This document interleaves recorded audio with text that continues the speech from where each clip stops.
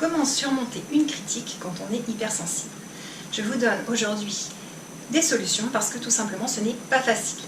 La plupart des gens font des critiques très souvent et leur but est que vous vous amélioriez. Seulement les hypersensibles prennent tout de façon affective. Donc pour eux, parfois c'est difficile de recevoir que des critiques, sans un mot d'encouragement, sans une once d'empathie.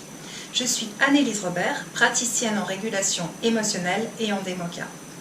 La première chose à faire quand vous recevez une critique, c'est de vous donner de l'empathie. Donc fermez les yeux et ressentez, donnez-vous de l'empathie.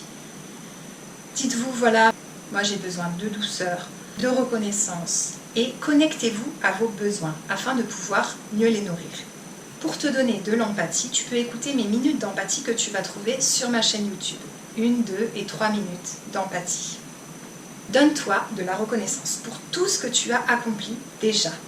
Tout le travail que tu as fait, tous les efforts, toutes les compréhensions que tu as faites. Et ainsi, tu verras que tu recevras mieux les critiques. Troisièmement, regarde si cette critique est intéressante afin que tu puisses évoluer et voir si elle t'apporte des choses. Essaye de la regarder sans l'affectif si tu peux, mais ce n'est pas facile, je te l'accorde. Voici maintenant 3 astuces afin de mieux surmonter une critique quand on est hypersensible. La première astuce, ça va être de nourrir toi-même tes besoins, de savoir exactement ce dont tu as besoin.